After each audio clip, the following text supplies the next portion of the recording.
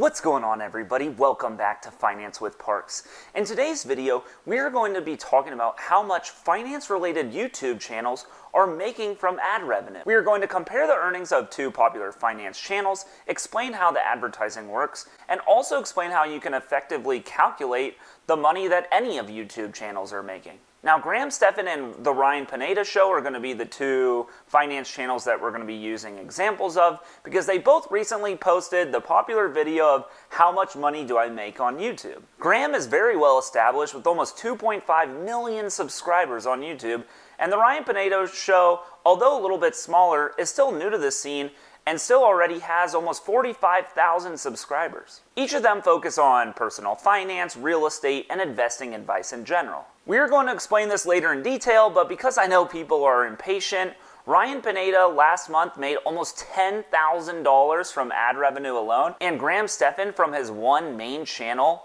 in 2020 alone has made almost $1.6 million.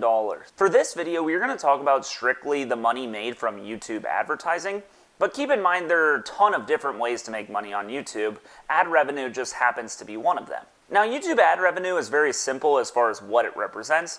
You all know before YouTube videos start, you could have an ad play at the very beginning, and depending on the length of the video, can even have ads run in the middle. Now, from a YouTube business standpoint, right, there are companies that are paying YouTube to be able to advertise in the middle of their videos. And what YouTube has done has now taken a portion of the money they're making from those advertisers and are passing it on to the creators who are making those videos. Now, the main metric we are going to talk about is CPMs, or cost per 1,000 views. In simple terms, this represents the amount of money made per every 1,000 views on the videos. Once you have established the CPM metric for each channel, you can pretty easily calculate what the channel is making based on their view counts. For example, a video gets 1 million views, and that channel's CPM is $15. So for the math standpoint, you would take 1 million, the number of views, divide it by 1,000 to get 1,000, multiply 1,000 by the CPMs, or 15, and you get $15,000 from the ad revenue just for that one video. The problem is CPMs vary drastically by not only category or niche, but also even individual channels. We'll talk about just the difference between Graham and the Ryan Pineda show, and even both of those being finance channels, that's still significantly different from a CPM standpoint.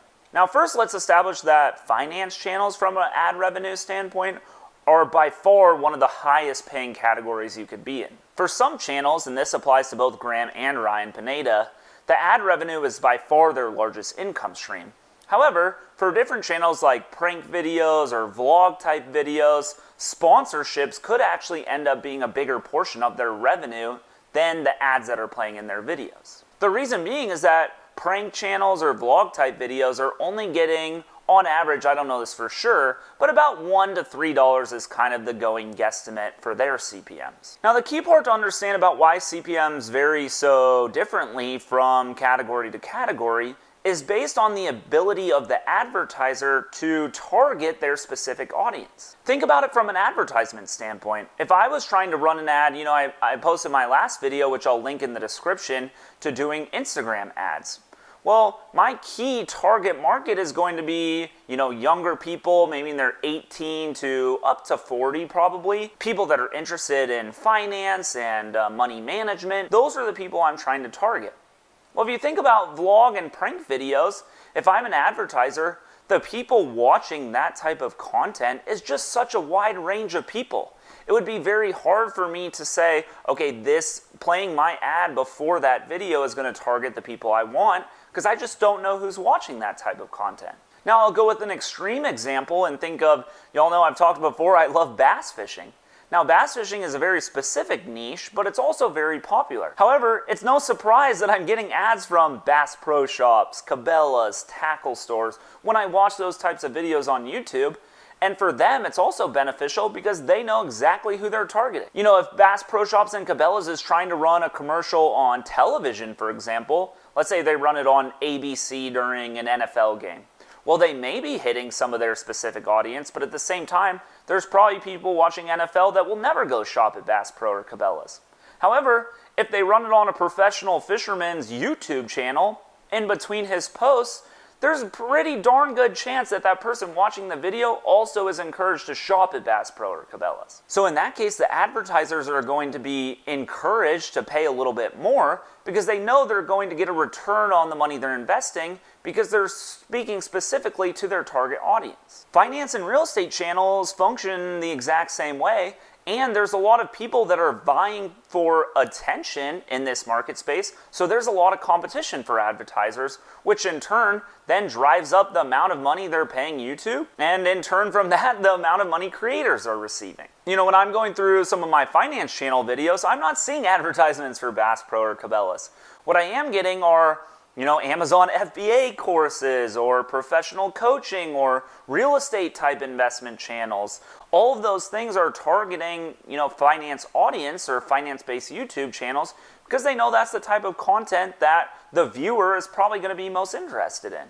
Now, like I spoiled earlier, even between Graham and the Ryan Pineda show, the CPMs vary significantly. And so I tried to do some research to figure out why, even between two very similar finance channels, the CPMs were so different. Now, I don't pretend to be an expert in advertising or how this works, but from some of the research I did, it seems to be because of something called programmatic advertising. Now, I found this article, and I'm just going to read this first kind of paragraph verbatim because I think it's really helpful to just give you an overview of how this advertising works. So, programmatic video advertising refers to the practice of using bots to buy ad space based on set prerequisites. You, the advertiser, define your ideal audience, provide access to your ads, and set a budget. The program then takes that data and uses real-time bidding to display your ad to a user that fits your ideal client profile. As with Google PPC ads, the ad with the highest bid wins. The whole thing happens in the time that it takes to load a page. So in simple terms, the way I'm breaking it down is, let's say I set a budget for $100. And there's a video that gets really popular on YouTube that I know is about first-time home buyers. Let's say I'm a bank running an advertisement for taking out a home loan. Then essentially you have bots that are bidding on the ad space to appear as that, the first video that runs, the middle video that runs, and the bot is calculating whether the amount of money you have to pay to run in that space is worth it or not. Now, I'm not exactly sure how it translates the budget that you've allowed to the bidding process and how, there are multiple ads that are competing for the same space. However, it does make sense from a high level, right? If there's a video that's getting a ton of views, the demand to advertise on that video is going to be higher, which is going to drive up the price, then drive up the money YouTube makes, and then drive up the money that that creator is making. So after all that, hopefully that helps give you the background of how these channels are making money and how the advertising is working, but let's look at the specific results. So as I mentioned in the intro, the main channel for Graham Stephan has made almost $1.6 million in 2020. I mean, that is insane. That is unbelievable for the little amount of advertisement that is playing before each YouTube video. That also does not include any of the courses that he sells through his YouTube pages or the money he's making from sponsored posts that he plugs in each video. Now, the CPM for Graham, shown in one of his screenshots, is $15 for every 1,000 views. And that's the same calculation we used in the beginning. This is really the #1 metric, and once we know this, we can effectively calculate how much money he's making per month, per video, basically just by taking the amount of views, dividing it by 1,000, and multiplying it by 15. If you've ever heard of the website Social Blade, you can go on there and they track views on a bunch of different breakdowns, mainly by month or over the lifetime of the channel. So you can take a specific period of time, take the amount of views, divide it by 1,000, multiply that by 15, and you're essentially calculating the amount of money that channel is making just from ad revenue alone. For a video with 5 million views, Graham would have made $75,000 alone from that one video. Now, that is a tall task to ask, especially when you're talking about finance channels, because although the CPMs are higher, it's also not the most click-worthy content. However, if you do happen to make it into the top tier of finance channels, the earning ability is absolutely insane. Now, for Ryan Pineda, I was even more surprised because his CPMs are substantially higher. He has about 45,000 subscribers, so definitely a popular channel that's growing, but nowhere close to the 2.5 million that Graham has. However, his earnings have already been incredible.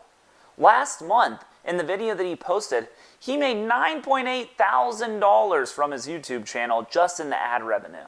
The main driver of that is that his CPMs, or cost per 1,000 views, is $35.